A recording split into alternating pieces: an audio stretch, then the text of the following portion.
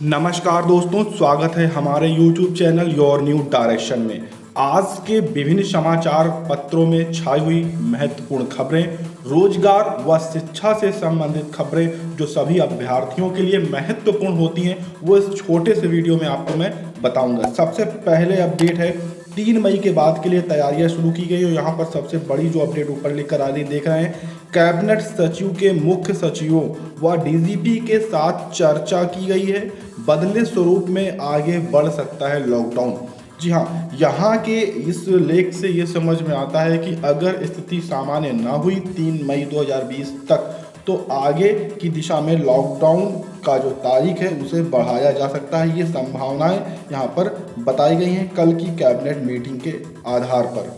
उत्तर प्रदेश सरकार ने दूसरे राज्यों से मजदूरों को बुलाना शुरू कर दिया है। पहले चरण में हरियाणा में रह रहे यूपी के 2224 मजदूरों को कल बसों द्वारा उत्तर प्रदेश में लाया गया, जिसके लिए 330 बसें, रोडवेज बसें लगभग भेजी गई थी, जिनके माध्यम से इन मजदूरों को वापस उत्तर प्रदेश में लाया गया। अगर आपके पास राशन कार्ड है और आपने अभी तक राशन नहीं लिया है, तो ये आपके लिए अपडेट है कि आज राशन वितरण का अंतिम दिन है। आज के बाद इस महीने का राशन आप नहीं ले सकते।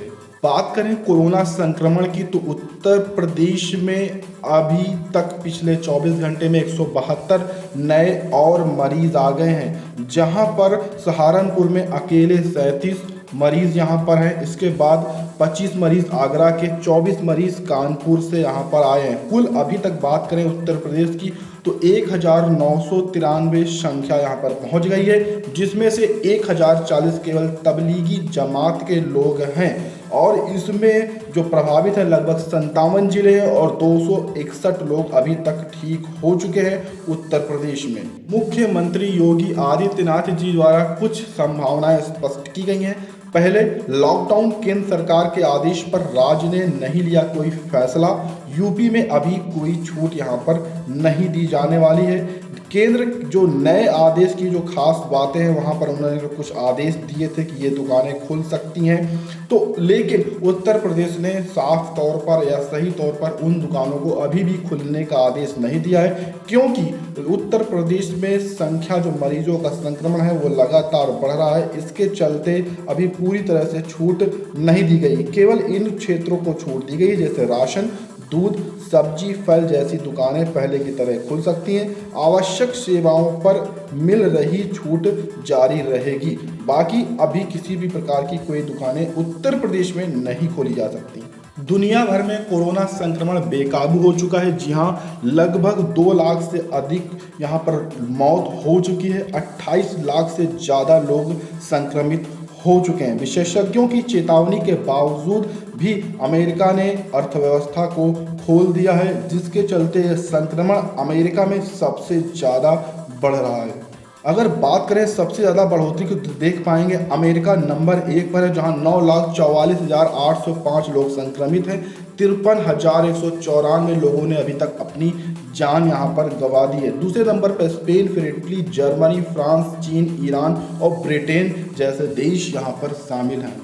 दूसरे प्रदेश से लौटे 15 लाख श्रमिकों को रोजगार देगी उत्तर प्रदेश सरकार। जी हाँ, तीनों एक्सप्रेसवे के निर्माण में 10,000 मजदूरों को यहाँ पर काम दे दिया गया है। और साथ ही साथ मुख्यमंत्री के निर्देश के बाद कार्य योजना बनाई जा रही है कि जो मजदूर वापस आए हैं दूसरे राज्यों से, उनको किसी न किसी रोजगार में लगाया जाए, जिससे वो बेरोजगार ना हो। तो 15 लाख लोगों को रोजगार देने के लिए सरकार तैयारी कर रही है। अपर मुख्य सचिव गृह अवनीश कुमार अवस्थी ने बताया कि इसके लिए कार्य योजना बनाई जा रही है। और उन्होंने ये भी कहा है कि कोविड फंड में 268 करोड़ रुपए भी आ चुके हैं इसके लिए, जिसके चलते यह योजना बनाई जा रही है और जल्द ही सभी को रोजगार भी दिया जाएगा। ट्रेनों के संचालन की, तो ट्रेनों के संचालन की तैयारी में जुट गया है रेलवे। जहां एक बार फिर से लॉकडाउन 3 मई 2020 को खत्म होने वाला है, ऐसी संभावनाएं हैं, तो उसके चलते रेलवे इस तैयारी में जुट गया है कि वो 4 मई 2020 से रेलवे की जो सेवाएं हैं वो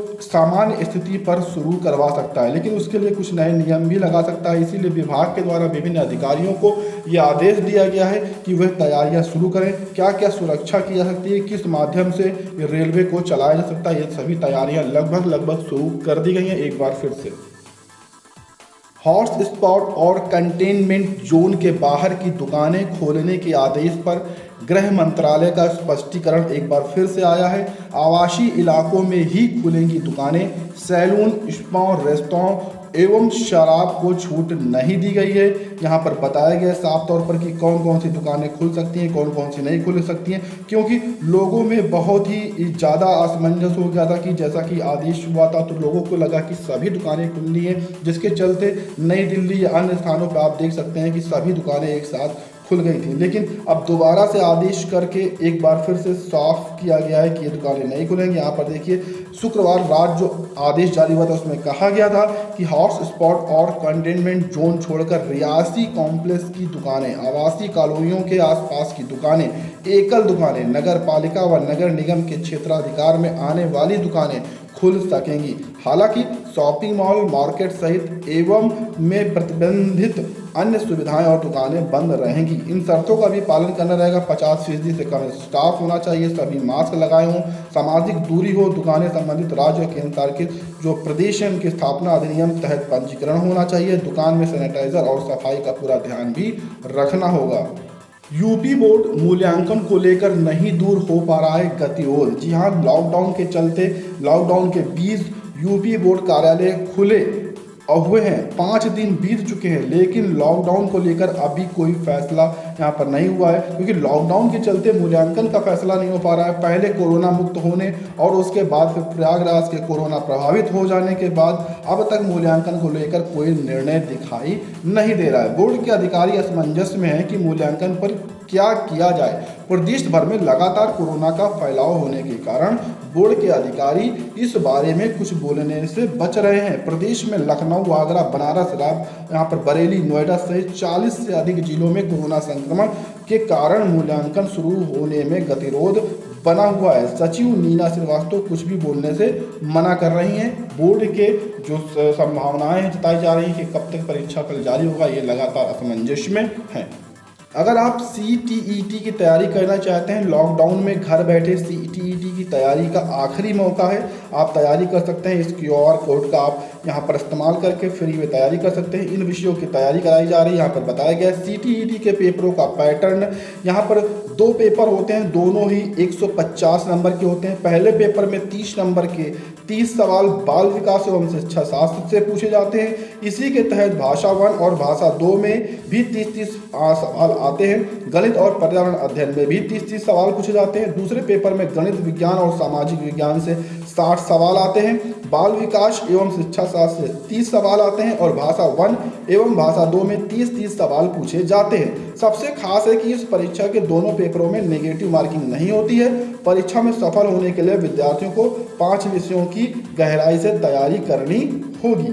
सितंबर में नया शैक्षणिक सत्र आ सकता है। जी हाँ, कोरोना वायरस की वजह से पैदा हुए हालातों को देखते हुए इस बार शैक्षणिक सत्र जुलाई के बजाय सितंबर में शुरू किया जा सकता है। इस संबंध में विश्वविद्यालय अनुदान आयोग UGC द्वारा नियुक्त पैनल ने सिफारिश की है। पैनल ने कहा है कि शैक्षणिक सत्र 2020-21 इस बार जुलाई की बजाय सितंबर से शुरू करना चाहिए। केंद्र सरकार के साथ उत्तर प्रदेश सरकार ने भी DA बढ़ोतरी पर 6 भत्तों पर रोक लगा दी है, जिससे सरकारी कर्मचारियों को काफ़ी बड़ा यहाँ पर झटका लगा हुआ।